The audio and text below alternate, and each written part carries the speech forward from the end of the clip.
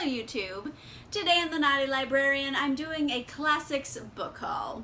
So recently I have been very excited for my Drunk Classics series. I've just been having fun drinking a lot of wine and reading classics and just like going all in, and it's been really fun. I only have 2 episodes so far, but I'm hoping to do more. So I've kind of been going on a buying spree for pretty editions of classic books that I want to read. And I have collected so many pretty editions. I am really excited. I just want to share them. But the thing is, with fancy editions of classics, there's no blurb on the back of any of them. So like, I don't actually know what they're about, but I think it might be fun to guess.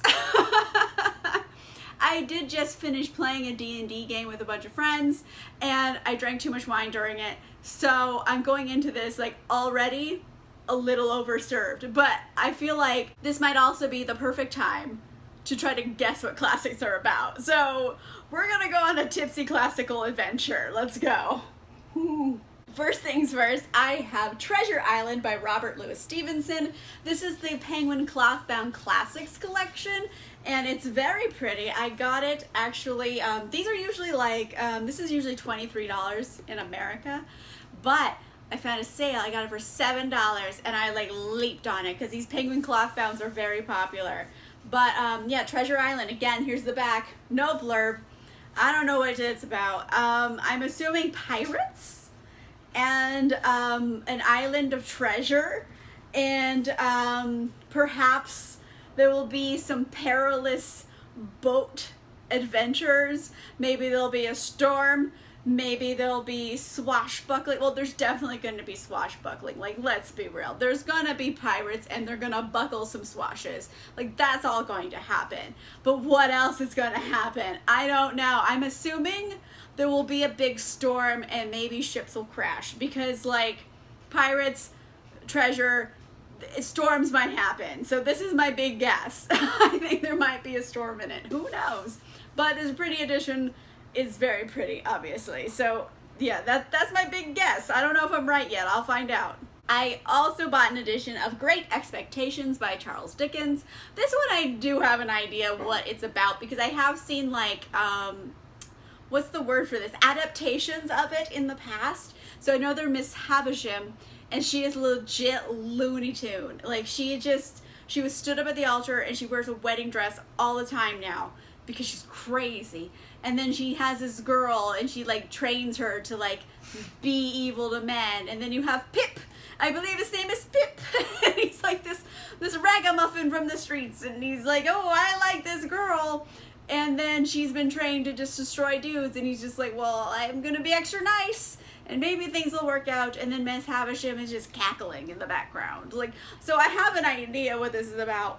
And what drew me to it was like the drama. Like, how dramatic is it for Miss Havisham to like just wear a wedding dress forever? So, the drama of that plus wine seems like a fun time for me. So yes, Great Expectations is gonna happen. It's quite long though. It's longer than I expected it to be. How long are you? It was 582 pages. Like, ooh boy, like this is a long one, but the drama. I'm here for the drama. I also got a copy of The Phantom of the Opera by Gaston Leroux, and this one, I mean, is a fan of the opera. We've all have seen an adaptation of it at some point or another. There's this guy, he got burned, he wears a mask thing, and he lives at the opera. And then this lady, she's an opera singer, and her voice is really pretty, and he's just like, I'm in love with her, and then like things happen from there. So I know a bit about what's happening here. So this one's really good. Oh, this one actually has a bit on the back. Ooh, okay, so this one is like an unfortunate. It says, you are crying, you are afraid of me, and yet I am not really wicked. Love me and you shall see. All I wanted was to be loved for myself. Mind you, there are 3 exclamation points in that one little paragraph. I don't know what it was with like historical, like classical works, but there's so many exclamation points, like so many. Like, have you read Dracula? Everything is exclaimed in that book. So I feel like this one might also be just like exclaiming everything, and I'm okay with it. Like, I'm rating this also for drama. This is what I'm really excited for. I'm thinking this is gonna be a perfect Halloween pick, so stay tuned for that. It'll be a fun Drunks Classic episode. I also got a copy of The Adventures of Tom Sawyer by Mark Twain. I did read this in high school, so I have like my old high school edition of it, which is just like, frankly, beat to shit. So I wanted to get a really pretty edition, and I found this one, and I think it's gorgeous. It's got like gold sprayed edges, and I do want to read it. Like, and we can all, ooh, I didn't know that happened. Like, the end pages are really pretty. But anyway, we all know that this book might be a bit dated. Obviously, it's a classic. There's going to be some questionable dialogue in here. We can all accept this and know that it's wrong, but it doesn't exclude the book from being something worth reading. It's just, oh no, there's going to be a lot of problematic content. I understand that was what they did in that time, and it doesn't make it right. You can like read things that are technically problematic and just acknowledge that, yes, this is wrong. You're allowed to read it and acknowledge things are wrong in it, but still find some value in the creative like license that the author used in the book. So it's one of those situations where it's like, yes, I understand that the thought processes a lot of these characters are wrong. However, it is a classic work of literature, and I think I would want to reread it. I haven't read it since high school, so here we go. Tom Sawyer, let's go. He's gonna paint some fences, do his like rascal ways. Yeah, I don't remember a lot that happens in Tom Sawyer, actually. I know there's the whole painting fences thing, and he's a rascal, and I like rascal characters. I also got a copy of The Scarlet Letter by Nathaniel Hawthorne. This is another book I read in high school, and I have like a really old edition of that's just like, it's beat to shit. So I'm like, I want a pretty edition. Because I remember reading it in high school, and I did have fun with this one. I actually really liked it.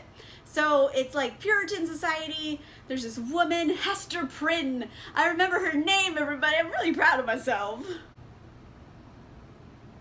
So Hester Prynne. She has a child out of wedlock, and everyone in town's like, ew, you're gross. You have to wear this A on your chest so everyone knows you're an adulterer.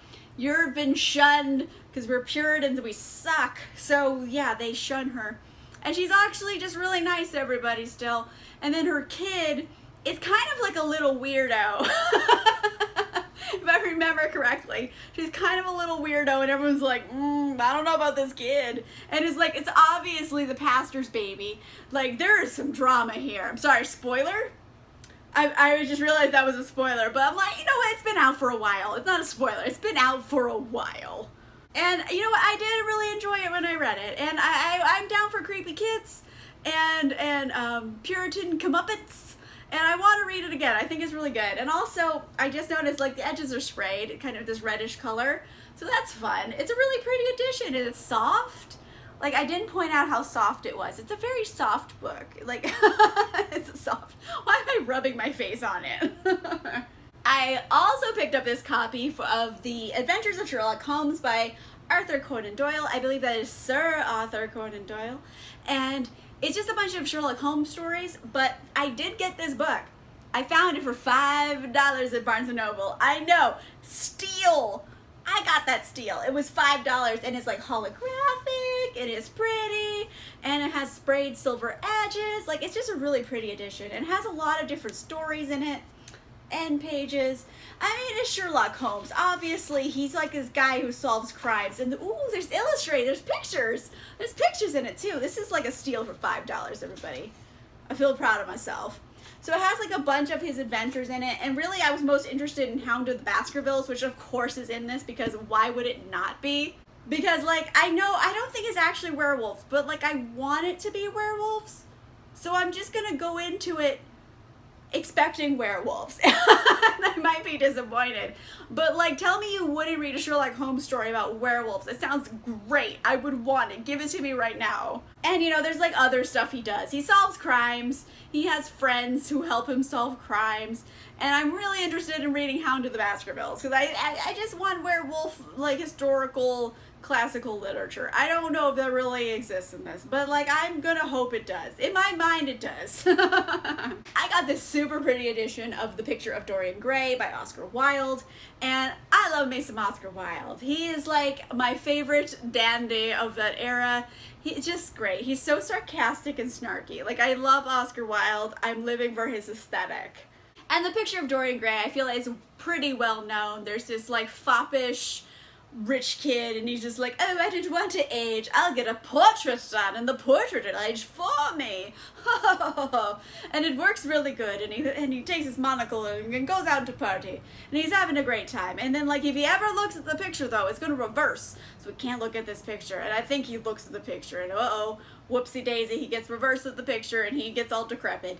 Oh no. But like, yeah, it's Oscar Wilde, and I enjoy Oscar Wilde. It's gonna be snarky, it's gonna be sarcastic, and I'm just excited for it. And it's got green sprayed edges, like, I want to read this so much. It's a lot longer than I expected it to be, though.